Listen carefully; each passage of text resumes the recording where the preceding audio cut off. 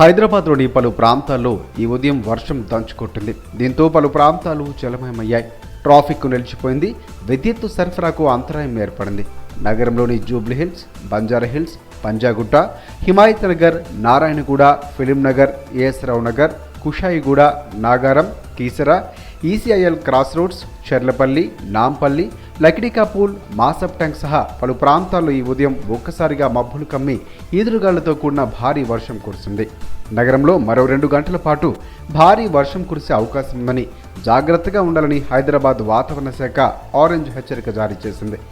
కాగా ఏపీ, తెలంగాణలో నేడు రేపు వర్షాలు కురిసే అవకాశం ఉందని వాతావరణ శాఖ తెలిపింది.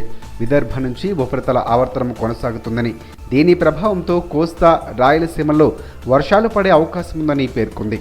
అలాగే తెలంగాణలోనూ ఓ మోస్తారు వానలు కురుస్తాయని వివరించింది. మహిళా పారిశ్రామికవేత్తలను తెలంగాణ ప్రభుత్వం ప్రోత్సహిస్తుందని పరిశ్రమల శాఖ మంత్రి కేటీఆర్ అన్నారు. బంజారాహిల్స్లోని పార్క్ హయత్ హోటల్లో మహిళా పారిశ్రామికవేత్తల అంతర్జాతీయ వాద్యం సాంకేతిక కేంద్రానికి కేటీఆర్ శంకుస్థాపన చేశారు. మహిళలు అన్ని విషయాల్లో అవగాహన చేసుకుని ఏదైనా సాధించగలుగుతారని అన్నారు. గతంలో పారిశ్రామికవేత్తగా కెరీరు ప్రారంభించాలంటే చాలా కష్టంగా ఉండేదని, కానీ ఇప్పుడు ప్రభుత్వం ఇస్తున్న సహకారంతో మహిళలు పారిశ్రామికవేత్తలుగా తయారు కావచ్చన్నారు. భారత్లో సుమారుగా 50% మంది 20 ఏళ్లలోపే యువత ఉన్నారని, 60% పైగా 35 ఏండ్ల లోపు వయసు కలిగిన వారేనని, ఇది దేశానికి ఒక వరమని తెలిపారు కేటీఆర్. ప్రపంచంలోని మరే దేశానికి ఇంతటి గొప్ప మానవ వనరులు లేదని పేర్కొన్నారు. దేశంలో అన్ని వనరులు ఉన్నా నేటికి దేశాన్ని పట్టి పీడిస్తున్న అతిపెద్ద సమస్య నిరుద్యోగమైనట్టు ఆందోళన వ్యక్తం చేశారు కేటీఆర్. యువతకు ఉపాధి కల్పనలో కేంద్రం ఘోరంగా విఫలమైందని మండిపడ్డారు కేటీఆర్. తెలంగాణ నూతన సచివాలయం ప్రారంభానికి సర్వం సిద్ధమైంది. రేపు సీఎం కేసీఆర్ చేతుల మీదుగా ప్రారంభం కాబోతుంది కొత్త సచివాలయం. ఈ నేపథ్యంలో ప్రారంభోత్సవ ఏర్పాట్లను మంత్రులు ప్రశాంత్ రెడ్డి, ఎర్రబెల్లి దయాకర్ రావు, డీజీపీ అంజనీ కుమార్ పరిశీలించారు. నిర్వాహకులకు పలు సలహాలు, సూచనలు ఇచ్చారు. రేపు సీఎం కేసీఆర్ ప్రారంభించనున్న డాక్టర్ బిఆర్ అంబేద్కర్ సచివాలయం భవనాన్ని మంత్రులు ప్రశాంత్ రెడ్డి, ఎర్రబెల్లి దయాకర్ రావు ఎలక్ట్రిక్ వాహనంలో కలిగి తిరిగారు. అనంతరం భవనం లోపల కూడా పరిశీలించారు. సీఎం కేసీఆర్ తెలంగాణ సచివాలయాన్ని అద్భుతంగా తీర్చిదిద్దారని చెప్పారు. దేశంలోనే గొప్ప కట్టడంగా రూపుదిద్దుకుందని అభివర్ణించారు మంత్రులు. తెలంగాణ సచివాలయానికి పేరు పెట్టిన విధంగానే పార్లమెంటుకు కూడా అంబేద్కర్ పేరును పెట్టాలని కేంద్రాన్ని విధంగానే మంత్రులు డిమాండ్ చేశారు. మరోవైపు TSPSC additional DG Swati Lakra, law and order విభాగం ఏడీజీ సంజయ్ జైన్, నగర police commissioner CV Anand, additional CP Sudheer Babu తదితర అధికారులతో కలిసి నూతన సచివాలయం ప్రాంగణంలో డీజీపీ అంజనీ కుమార్ ఏర్పాట్లను పరిశీలించారు. ప్రారంభోత్సవం అనంతరం నిర్వహించే సభ, వీవీఐపీల ప్రవేశం, పార్కింగ్ ఏర్పాట్లు, సచివాలయంలోకి సిబ్బంది, అధికారుల ప్రవేశ మార్గంలో బందోబస్తు తదితర ఏర్పాట్లను డీజీపీ అధికారులతో కలిసి సమీక్షించారు. జీవో నంబర్ 58, 59 కింద ఇంటి స్థలాల క్రమబద్ధీకరణ ప్రక్రియను వేగవంతం చేయాలని కేబినెట్ సబ్ కమిటీ ఆదేశించింది. వారం 10 రోజుల్లో ప్రక్రియను పూర్తి చేసి మంత్రులు, ఎమ్మెల్యేల ద్వారా పట్టాలు పంపిణీ చేసేందుకు చర్యలు తీసుకోవాలని అధికారులకు సూచించింది. మంత్రులు హరీష్ రావు, కేటీఆర్, ఎర్రబెల్లి దయాకర్ రావు, శ్రీనివాస్ గౌడ్తో కూడిన కేబినెట్ సబ్ కమిటీ బీఆర్కే భవన్లో సమావేశమైంది. జీవో నెంబర్ 58, 59 కింద పేదల ఇండ్ల స్థలాల పంపిణీ అంశంపై కేబినెట్ సబ్ కమిటీ చర్చించింది. ఏ జిల్లాలో ఏ పట్టాలు పంపిణీకి సిద్ధంగా ఉన్నాయో గుర్తించి జాబితాను సిద్ధం చేయాలని సీసీఎల్ఏ నవీన్ మిట్టల్ను సబ్ కమిటీ ఆదేశించింది. అర్హులైన ప్రతి ఒక్కరికి ఇండ్ల స్థలాల క్రమబద్ధీకరణ ప్రక్రియ వేగవంతం చేయాలని స్పష్టం చేసింది. ఇక పెండింగ్లో ఉన్న దరఖాస్తులు త్వరగా పరిశీలించి పంపిణీకి సిద్ధం చేయాలని ఆదేశించింది. జిల్లా కలెక్టర్లు రోజువారీగా సమీక్షలు నిర్వహించి ప్రక్రియ వేగవంతం చేయాలని స్పష్టం చేసింది. జీవో నెంబర్ 58, 59 కింద దరఖాస్తులకు కటాఫ్ గతంలో 2014 ఉండేదని, మరింత మంది పేదలకు లబ్ధి చేకూర్చేందుకు సీఎం కేసీఆర్ ఆ కటాఫ్ను 2020కి పెంచారని గుర్తు చేశారు. ఈ సమావేశంలో సిఎస్ శాంతికుమారి, ఆర్థిక శాఖ ముఖ్య కార్యదర్శి రామకృష్ణారావు, రెవెన్యూ శాఖ ముఖ్య కార్యదర్శి నవీన్ మిట్టల్ తదితరులు పాల్గొన్నారు. గీత కార్మికులు తన వృత్తిని కొనసాగిస్తూ తాటి చెట్టు ఎక్కే క్రమంలో ప్రమాదవశాత్తు తాటి చెట్టుపై నుండి పడి మృతి చెందుతున్నారని, కొందరు శాశ్వత అంగవైకల్యానికి గురవుతున్నారని, ఆ ప్రమాదాల నివారణకు తక్షణ చర్యలు చేపట్టాలని మంత్రి శ్రీనివాస్ గౌడ్ అధికారులను ఆదేశించారు. హైదరాబాద్ మంత్రి కార్యాలయంలో అధికారులతో సమీక్షా సమావేశాన్ని నిర్వహించారు. ప్రమాదాలకు గురైన మృత్యువాత పడకుండా తక్షణమే నివారించేందుకు సులభతరమైనటువంటి సేఫ్టీ యంత్రాలను పైలట్ ప్రాజెక్టు కింద అందించేందుకు నివేదికను అందజేయాలన్నారు. సాంప్రదాయబద్ధంగా అనాదిగా తెలంగాణలో గీతా వృత్తిని కొనసాగిస్తున్నారని శ్రీనివాస్ గౌడ్ తెలిపారు. ప్రపంచంలోని అనేక వృత్తుల్లో అధునాకన సంతరించుకున్నప్పటికీ ఆధునికత మాత్రం గీత వృత్తి మాత్రం అదే సాంప్రదాయ పద్ధతిలో కొనసాగడం వల్ల ప్రమాదవశాత్తు మరణాలు సంభవిస్తున్నాయంటూ ఆవేదన వ్యక్తం చేశారు. కుల వృత్తులకు పూర్వ వైభవాన్ని సీఎం కేసీఆర్ తీసుకువస్తున్నారన్నారు. కాంగ్రెస్ పార్టీ పాదయాత్రల జోరు నడుస్తుందని చెప్పాలి. ఇప్పటికే సీఎల్పీ నేత భట్టి విక్రమార్క పాదయాత్ర కొనసాగిస్తూ ఉండగా టీపీసీసీ చీఫ్ రేవంత్ రెడ్డి రెండవ విడత పాదయాత్రకు సిద్ధమయ్యారు. తాజాగా టీపీసీసీ వర్కింగ్ ప్రెసిడెంట్ జగ్గారెడ్డి కూడా తన పాదయాత్ర చేయబోతున్నట్లు ప్రకటించడం ఇప్పుడు చర్చనీయాంశంగా మారిపోయింది. ఇటీవల కాంగ్రెస్ పార్టీలో ఫ్రెండ్లీ రాజకీయాలు కనుమరుగయ్యంటూ ఆరోపించిన జగ్గారెడ్డి ఆ నేపథ్యంలోనే పాదయాత్రకు సిద్ధం కావడం మరింత ఆసక్తిని రేపుతుందని చెప్పాలి. కాంగ్రెస్లో అంతర్గత కుమ్ములాట మరే స్థాయికి చేరుతుందో, ఎక్కడెక్కడ పాదయాత్రలు భవిష్యత్తులో మొదలవబోతాయంటూ రాజకీయ నాయకుల్లో చర్చ మొదలవుతోంది. టీఆర్ఎస్ ప్లీనరీలో సీఎం కేసీఆర్ అవినీతి ఎమ్మెల్యేల గురించి చేసిన వ్యాఖ్యలపై బీజేపీ ఎమ్మెల్యే ఈటెల రాజేందర్ స్పందించారు. దళిత బంధు డబ్బులు తిన్న ఎమ్మెల్యేలు వెంటనే బర్తరఫ్ చేయాలని ఆయన డిమాండ్ చేశారు. 3 లక్షల రూపాయలు డబ్బులు ఎమ్మెల్యేలు ఎవరెవరి వద్ద తీసుకున్నారో వారందరికీ వాపసు ఇప్పించాలని సూచించారు. కేసీఆర్ హామీ ఇచ్చినట్లు దళితులు అందరికీ దళిత బంధు ఇవ్వాలని ఈటెల రాజేందర్ పేర్కొన్నారు. హుజూరాబాద్ ఉప ఎన్నికల సమయంలో 2 లక్షల కోట్ల రూపాయలతో ఒక్కో దళితుడికి 10 లక్షల రూపాయలు ఇస్తారని కేసీఆర్ దళిత బంధు పథకం ప్రవేశపెట్టారన్నారు. ఇప్పటి వరకు హుజూరాబాద్ నియోజకవర్గంలోనే అందరూ దళితుల కుటుంబాలకు దళిత బంధు అందలేదని తెలిపారు ఈటెల రాజేందర్. ఇక హుజూరాబాద్ నియోజకవర్గంలో 17,600కు పైగా కుటుంబాలకు దళిత బంధు ఇచ్చారంటూ ప్రశ్నించారు ఈటెల. ఇప్పటి వరకు 3,000 కుటుంబాలకు అసలే రాకపోగా చాలా కుటుంబాలకు రెండవ విడత అందలేదని ఈటెల ఘాటైన వ్యాఖ్యలు చేసి పేర్కొన్నారు. బీఆర్ఎస్ ఎమ్మెల్యేలు దళిత బంధు డబ్బుల నుంచి 3 లక్షల రూపాయలు లంచం తీసుకుంటున్నారు అని స్వయంగా సీఎం కేసీఆర్ చెప్పడం విడ్డూరంగా ఉందని పేర్కొన్నారు ఈటెల రాజేందర్. సికింద్రాబాద్ మెట్టిగూడలో డిప్యూటీ స్పీకర్ పద్మారావు పర్యటించారు. చింతబావి బస్తీలో కలుషిత తాగునీరు సరఫరా అయిందనే సమాచారంతో జలమండలి అధికారులతో కలిసి ఆ ప్రాంతాన్ని ఆయన సందర్శించారు. వెంటనే పాత సివరేజీ పైప్ లైన్లు తొలగించి దాని స్థానంలో కొత్తగా ఏర్పాటు చేయాలని ఆదేశించారు. అప్పటి వరకు ఆ ప్రాంత వాసులకు ట్యాంకర్ల ద్వారా తాగునీరు సరఫరా చేయాలని సూచించారు ఆయన. ఇక మంగళవారం చింతబావి బస్తీలో తాగునీరు విడుదల చేసిన సుమారు 20 గృహాల వినియోగదారులకు కలుషిత నీరు సరఫరా అయినట్లు గుర్తించి అధికారులకు సమాచారం ఇచ్చారు. దీంతో అప్రమత్తమైన అధికారులు వెంటనే సరఫరాను నిలిపివేసి తాగునీటిని ఉపయోగించవద్దని వారికి సూచించారు. అనంతరం తాత్కాలికంగా ట్యాంకర్ ద్వారా తాగునీరు సరఫరా చేశారు. అయితే అదే సమయంలో నీరు ఎక్కడ కలుషితమైందనే విషయం కూడా తెలుసుకోవడానికి పొల్యూషన్ చెకింగ్ యంత్రంతో పైప్ లైన్ను పరీక్షించారు. ఈ పరీక్షల ఫలితాల ప్రకారం అక్కడున్న సివరేజీ మ్యాన్ హోల్కు దగ్గరలో ఉండే ఒక గృహ కనెక్షన్ నుంచి పైప్ లైన్పై లోకి మురుగునీరు చేరుతున్నట్లు నిర్ధారించారని అధికారులు తెలిపారు.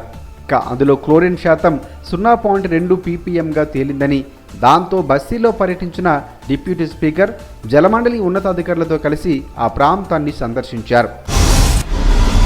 జీహెచ్ఎంసీ అధికారులపై మాజీ ఎంపీ వి హనుమంతరావు ఫైర్ అయ్యారు. అంబర్పేట డీడీ కాలనీలో నివాస గృహాలు, స్కూళ్లు, కాలేజీలు ఉన్న చోట అల్యూమినియం ఫ్యాక్టరీ నిర్మాణం చేపడుతూ ఉంటే అధికారులు ఉదాసీనంగా వ్యవహరిస్తున్నారని ఆగ్రహం వ్యక్తం చేశారు. జీహెచ్ఎంసీ టౌన్ ప్లానింగ్ అధికారులు అక్రమ నిర్మాణాలను వెంటనే తొలగించాలని విహెచ్ఓ డిమాండ్ చేశారు. జీహెచ్ఎంసీ అధికారులకు 10 రోజుల క్రితమే ఫిర్యాదు చేసినా ఎటువంటి చర్యలు ఇప్పటి వరకు తీసుకోలేదని అన్నారు. గృహ సముదాయాల మధ్య ఫ్యాక్టరీ నిర్వహించడం వల్ల అగ్ని ప్రమాదం, సౌండ్ పొల్యూషన్తో పాటు విద్యార్థులకు ఇబ్బంది కలుగుతుందని తెలిపారు విహెచ్.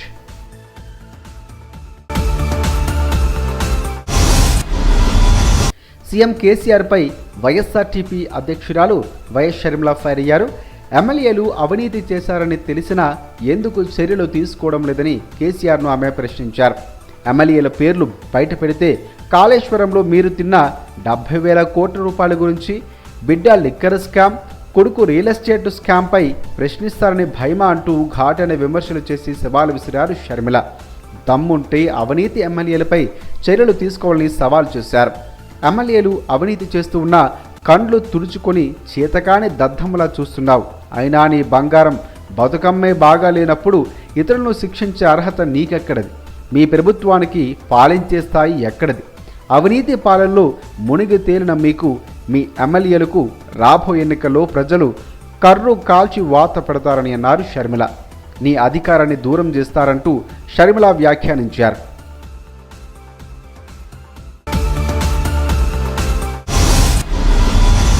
కేసీఆర్ పాలనను గాలికి వదిలి ఫోకస్ అంతా పాలిటిక్స్ పై పెట్టారని TPCC working president Mahesh Kumar Goud అన్నారు. గత కొన్ని రోజులుగా వడగండ్ల వర్షాలతో పండ్ల తోటలు భారీగా దెబ్బతిన్నాయని, ప్రభుత్వం తక్షణ చర్యలేవి తీసుకోలేదని అన్నారు. దీంతో కాంగ్రెస్ పార్టీ తరఫున 4 బృందాలు ఏర్పాటు చేశామని తెలిపారు. వడగండ్ల వర్షాలు పడ్డ ప్రాంతాల్లో పర్యటించి నష్టం వివరాలు, గ్రామాల్లో పంట కొనుగోలు కేంద్రాలు పరిశీలిస్తామని చెప్పారు.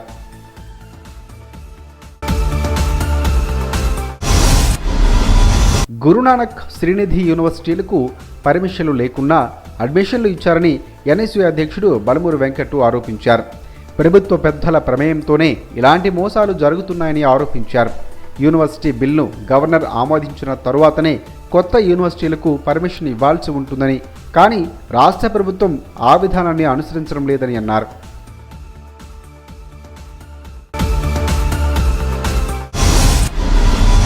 బీహార్ క్యాడర్కు చెందిన పాలమూరు వాసి ఐఏఎస్ అధికారి కృష్ణయ్యను అతి కిరాతకంగా హత్య చేసిన ఆనంద మోహస్ను ఆ రాష్ట్ర ప్రభుత్వం జైలు నుంచి విడుదల చేయడాన్ని బీజేపీ ఎంపీ లక్ష్మణ్ తప్పుపట్టారు. ఎట్టి పరిస్థితుల్లో ఆయన తెలంగాణలో అడుగు పెట్టడానికి వీల్లేదని అన్నారు. బీహార్లో సీఎం నితీష్ కుమార్ ఆటవిక పాలనను అమలు చేస్తున్నారని, ఆయన ఆలోచనలు కేసీఆర్ తీరు ఒకేలాగా ఉన్నట్లు అర్థమవుతుందని అన్నారు.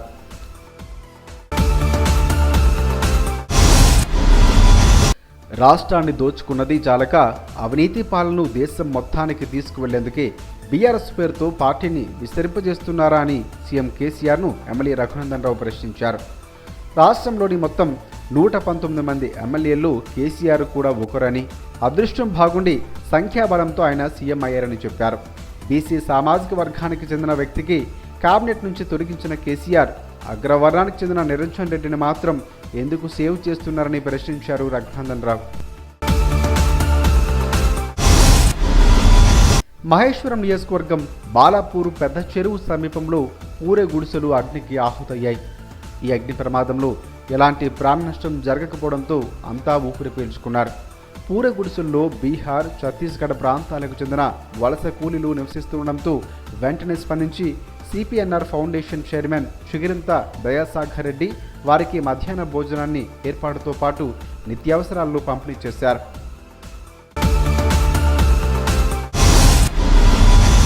అల్కాపూర్ కాలనీలో చేతివాటం చూపించిన పాత నేరస్తులు పోలీసులు అదుపులోకి తీసుకున్నారు. విక్రమ్ అనే వ్యక్తి ఇంట్లో జరిగిన దొంగతనాన్ని 24 గంటల్లోనే పోలీసులు ఛేదించారు. అల్కాపూర్ కాలనీలో నివాసం ఉండే విక్రమ్ అనే వ్యక్తి కుటుంబ సభ్యులతో కలిసి 15 రోజుల క్రితం వారణాసి యాత్రకు వెళ్లారు. ఇదే అదునుగా భావించిన దొంగలు 16 తులాల బంగారం, 2 కిలోల వెండి చోరీ చేశారు. ఇంట్లో చోరీ జరిగిందని గమనించిన బంధువులు పోలీసులకు సమాచారం ఇచ్చారు. సమాచారం అందిన వెంటనే 24 గంటల్లోనే నార్సింగ్ సిసిఎస్ పోలీసులు ఎంతో చాకచక్యంగా దొంగలను అదుపులోకి తీసుకున్నారు. వారి వద్ద ఒక యాక్టివా మోటార్ సైకిల్తో పాటు స్వాధీనం చేసుకున్నారు. నిందితులపై పీడీ యాక్ట్ నమోదు చేస్తామని రాజేంద్రనగర్ డీసీపీ జగదీశ్వర్ రెడ్డి వెల్లడించారు. సిటీలో నకిలీ ఎయిర్పోర్ట్స్ రిస్ట్ వాచెస్ విక్రయిస్తున్న ముఠాను పోలీసులు అదుపులోకి తీసుకున్నారు. కూకట్పల్లి పద్మావతి ప్లాజాలో మహమ్మద్ ఇర్ఫాన్, మహమ్మద్ ఇమ్రాసిల్ను రెడ్ హ్యాండెడ్గా పట్టుకున్నారు. యాపిల్ కంపెనీ పేరుతో నకిలీ ఎయిర్పోర్ట్స్ రిస్ట్ వాచెస్ విక్రయిస్తున్నారని పక్కా సమాచారంతో పోలీసులు దాడులు చేశారు. 5గురిని అదుపులోకి తీసుకుని రిమాండ్కు తరలించారు. వీరి వద్ద 500 నకిలీ ప్రొడక్ట్స్ పరికరాలు, 1534 వాచ్లు, 70 యాపిల్ లోగో పేరుతో ఉన్న సెల్ ఫోన్ కవర్లు, ఒక కారు, 5 సెల్ ఫోన్లను స్వాధీనం చేసుకున్నారు. ఇక వీటి విలువ దాదాపుగా 15 లక్షల రూపాయలు ఉంటుందని పోలీసులు తెలిపారు.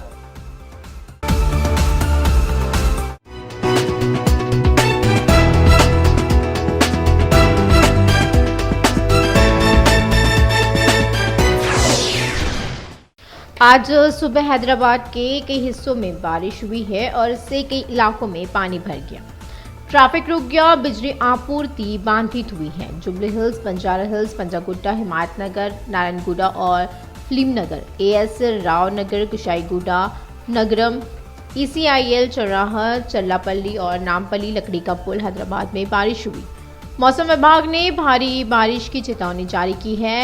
इस बीच मौसम विभाग ने कहा है कि आज और कल आंध्र प्रदेश और तेलंगाना में भारी बारिश हो सकती है और इसमें कहा गया है कि विदर्भ से सतही परिसंचरण जारी है और इसी के प्रभाव से तटीय और रायलसीमा में बारिश होने की संभावना है। साथ ही तेलंगाना में भी मध्यम बारिश होगी। उद्योग मंत्री KTR ने ये कहा है कि तेलंगाना सरकार महिला उद्यमियों को प्रोत्साहित करेगी और KTR ने बंजारा हिल्स के पार्क हयात होटल में महिला उद्यमियों के अंतर्राष्ट्रीय व्यापार और औद्योगिकी केंद्र की आधारशिला रखी है। उन्होंने ये कहा है कि महिलाएं सभी चीजों को समझकर कुछ भी हासिल कर सकती हैं। पहले एक उद्यमी के रूप में करियर शुरू करना बहुत मुश्किल था, लेकिन अब सरकार के सहयोग से महिलाएं उद्यमी बन सकती हैं। भारत के लगभग 50% युवा 27 वर्ष से कम आयु के हैं और 60% से अधिक 35 वर्ष से कम आयु के हैं। यह देश के लिए एक वरदान है। उन्होंने कहा कि कहा जाता है कि दुनिया के किसी भी देश के पास इतना बड़ा मानव संसाधन नहीं है। देश में तमाम संसाधनों के बावजूद बेरोजगारी देश की सबसे बड़ी समस्या है। उन्होंने कहा है कि केंद्र युवाओं को रोजगार देने में बुरी तरह से विफल रहा है।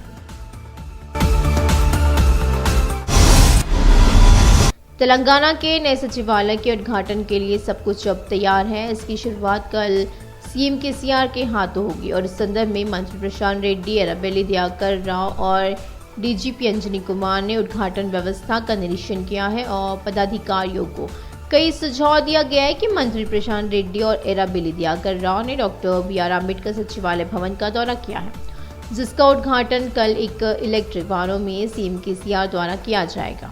बाद में भवन के अंदर का भी निरीक्षण किया। CM KCR ने कहा है कि तेलंगाना सचिवालय को शानदार तरीके से डिजाइन किया गया है और इसे देश की सबसे बड़ी इमारत बताया गया है। मंत्रियों ने केंद्र से तेलंगाना सचिवालय की तरह सांसद का नाम भी अम्बेडकर के नाम पर रखने की मांग की है और उधर DGP अंजनी कुमार के साथ TSP की additional DG Swati Lakra, law and order ADG Sanjay Jain, city police commissioner CV Anand, additional CP Sudheer Babu समेत अन्य अधिकारियों ने नए सचिवालय परिसर में व्यवस्थाओं का निरीक्षण किया और उद्घाटन समारोह के बाद आयोजित बैठक VVIP के प्रवेश, पार्किंग व्यवस्था, कर्मचारियों की व्यवस्था और सचिवालय में अधिकारियों की प्रवेश मार्ग आदि का DGP अधिकारियों के साथ समीक्षा की गई है।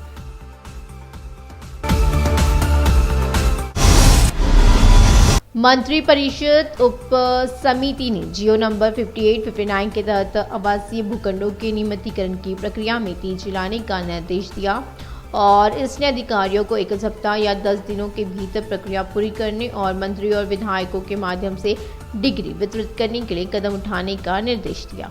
मंत्री हरीश राव, KTR, एराबेल्ली दयाकर राव और श्रीनिवास गौड़ वाली कैबिनेट उप समिति ने BR के भवन में मुलाकात की है। उप समिति ने CCLA नवीन मित्तल को निर्देशित किया कि वह पता करे कि किन जिलों में कितनी डिग्रियां वितरण के लिए तैयार हैं और एक सूची तैयार करे। यह स्पष्ट किया गया है कि सभी पात्र व्यक्तियों के लिए आवास भूखंडों के आवंटन की प्रक्रिया में तेजी लाई जाए और उन्होंने आदेश दिया कि लंबित आवेदनों की शीघ्र जांच कर वितरण के लिए तैयार किया जाए। यह स्पष्ट किया गया है कि जिला कलेक्टर प्रतिदिन समीक्षा कर प्रक्रिया में तेजी लाए और उसने याद दिलाया कि पहले JVO 50/59 के तहत आवेदनों के लिए कट ऑफ 2014 थी। CM KCR ने अधिक गरीब लोगों को लाभान्वित करने के लिए कट ऑफ को बढ़ाकर 2020 कर दिया और इस बैठक में CS शांति कुमारी, वित्त विभाग के प्रधान सचिव रामकृष्ण राव और राजस्व विभाग के प्रमुख सचिव नवीन मित्तल ने भाग लिया।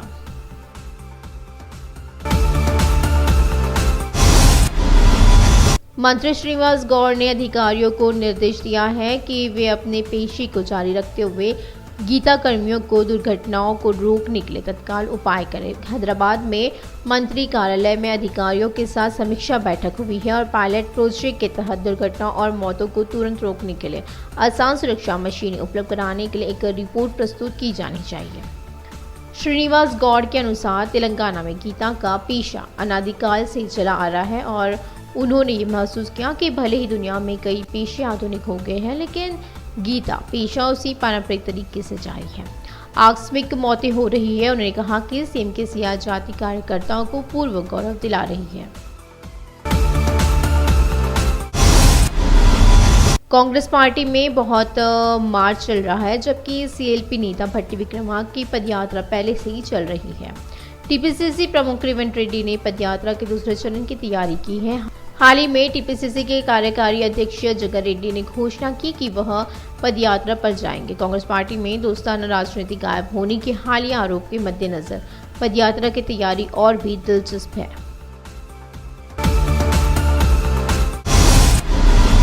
बीजेपी विधायक इटेला राजेंद्र ने बीआरएस प्लेनरी में भ्रष्ट विधायकों के बारे में सीएम केसीआर की टिप्पणी का जवाब दिया और उन्होंने दलित भाइयों से पैसे लेने वाले विधायकों को तत्काल बर्खास्त करने की मांग की है। विधायकों ने सुझाव दिया है कि 3 लाख रुपए का पैसा उन सभी को वापस किया जाना चाहिए जिनसे उन्होंने इसे लिया था। इटेला राजेंद्र ने कहा है कि केसीआर ने सभी दलितों को दलित बंधु देने का वादा किया था।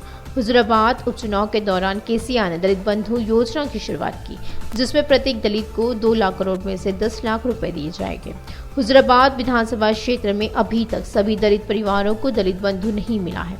उन्होंने कहा है कि हुजूराबाद विधानसभा क्षेत्र में 17,600 से अधिक परिवारों को दलित बंधु दिया जाएगा।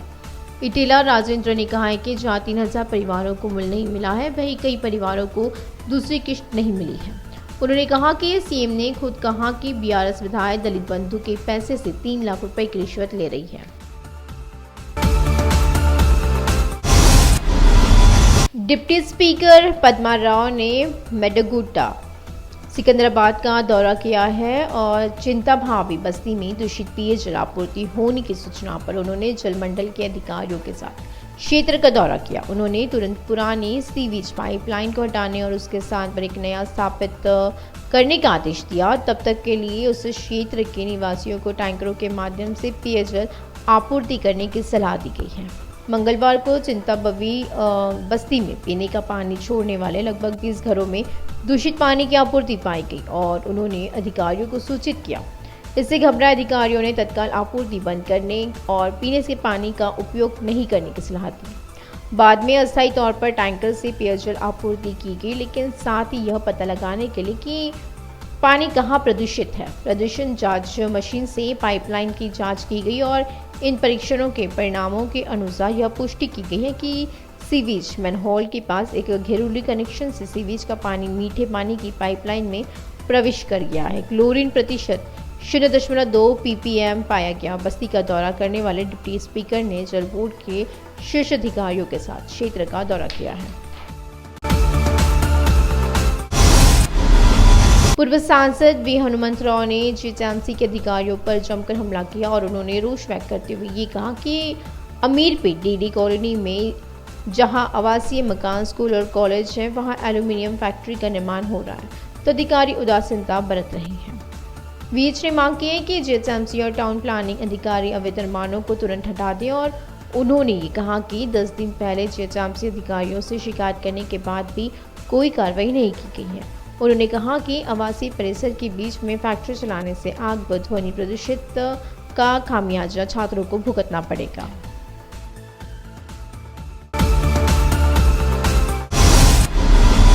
वाईएसआरटीपी अध्यक्ष शर्मिला ने सीएम केसीआर पर जुबानी हमला किया और केसीआर ने पूछा गया कि उनके विधायक भ्रष्ट होने के बारे में जानते हुए भी कार्रवाई क्यों नहीं कर रहे हैं। उन्होंने कहा है कि अगर विधायकों के नाम सामने आते हैं तो वे आपके द्वारा कालेश्वरम में खाए गए 70,000 करोड़, आपकी बेटी के शराब घोटाले और आपके बेटे के रियल एस्टेट घोटाले के बारे में पूछेंगे। उन्होंने दम है तो भ्रष्ट विधायकों के खिलाफ कार्रवाई करने की चुनौती दी। भ्रष्टाचार कम नहीं हो रहा है और जब आपकी सुनहरी जिंदगी ही अच्छी नहीं तो औरों को समझाने का अधिकार कहाँ है। आपकी सरकार का शासन स्तर कहाँ है? आप और आपके विधायक जो भ्रष्ट शासन में डूबे हुए हैं। आने वाले चुनाव में लोगों द्वारा सबक सिखाया जाएगा। शर्मिला ने कमेंट किया है कि जो आपकी सत्ता है वह छीन ली जाएगी। टीपीसीसी के कार्यकारी अध्यक्ष महेश कुमार गौड़ ने कहा है कि केसीआर के शासन को हवा में छोड़ दिया गया है, सारा फोकस राजनीति पर कर दिया गया है। उन्होंने कहा है कि पिछले कुछ दिनों में ओलावृष्टि से फसलों और बागों को भारी नुकसान हुआ है और सरकार ने तत्काल कोई कार्रवाई नहीं की। इसके साथ ही कांग्रेस पार्टी की ओर से 4 टीमों का गठन किया गया। उन्होंने ये कहा है कि उन्होंने ओलावृष्टि से प्रभावित क्षेत्रों का दौरा करेंगे और नुकसान का ब्यौरा तथा गांव के फसलों के खरीद केंद्रों का जायजा लेंगे। NSUI के अध्यक्ष बालमुरी वेंकट ने आरोप लगाया कि गुरु नानक और श्रीनिधि विश्वविद्यालयों में बिना अनुमति के प्रवेश दिए गए हैं। उन्होंने ये भी कहा है कि सरकारी अधिकारियों की संलिप्तता से ही इस तरह के फर्जीवाड़े हो रहे हैं। उन्होंने कहा कि राज्यपाल द्वारा विश्वविद्यालय विधेयक की स्वीकृति के बाद ही नए विश्वविद्यालयों को अनुमति दी जानी चाहिए, लेकिन राज्य सरकार उस नीति का पालन नहीं कर रही है। भाजपा सांसद लक्ष्मण ने बिहार केडर के पालामुर निवासी IAS अधिकारी कृष्णैया की बेरहमी से हत्या करने वाले आनंद मोहन की रिहाई के लिए राज्य सरकार को जिम्मेदार ठहराया।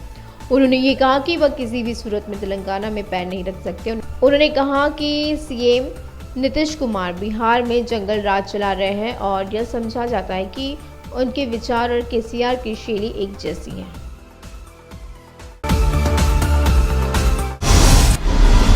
विधायक रघुनंदन ने CM के सियासी पूछताछ की है कि क्या वह राज्य को लूटकर भ्रष्ट शासन को पूरे देश में ले जाने के लिए BRS के नाम पर पार्टी का विस्तार कर रही है।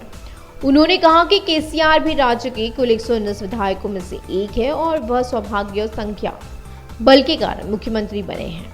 कैबिनेट से BC समुदाय के एक व्यक्ति को हटाने वाले केसीआर ने सवाल किया कि ऊंची जाति से ताल्लुक रखने वाले निरंजन रेड्डी को क्यों बचाया जा रहा है। माहेश्वरम विधानसभा क्षेत्र के बालापुर बड़े तालाब के 5 झोपड़ियां जल गई और इस हादसे में कोई जनहानि नहीं होने से सभी ने राहत की सांस ली है। झोपड़ियों में बिहार और छत्तीसगढ़ क्षेत्र के प्रवासी मजदूरी कर रहे हैं और CPNR फाउंडेशन के अध्यक्ष चगुरीथा दयासागर रेड्डी ने तुरंत प्रतिक्रिया दी और उनके लिए दोपहर के भोजन की व्यवस्था की और आवश्यक सामान वितरित किया है। नरसिंह थाना क्षेत्र की अलकापुर कॉलोनी में पुराने अपराधियों को पुलिस ने गिरफ्तार किया है। घर में चोरी के 24 घंटे के अंदर शख्स को गिरफ्तार कर लिया गया। अलकापुर कॉलोनी निवासी विक्रम नाम का व्यक्ति 15 दिन पूर्व परिवार सहित वाराणसी की यात्रा पर निकला था। इसे चोरों ने 16 तोला सोना और 2 किलो चांदी चुरा ली और घर में चोरी होते देख परिजनों ने पुलिस को सूचना दी। सूचना मिलने के 24 घंटे के अंदर ही नरसिंह CCS पुलिस ने बड़ी चालाकी से चोरों को गिरफ्तार कर लिया। उनके पास से एक्टिवा मोटरसाइकिल बरामद हुई है। राजेंद्र नगर DCP जगदीश्वर रेड्डी ने कहा कि आरोपियों के खिलाफ PD एक्ट दर्ज किया जाएगा।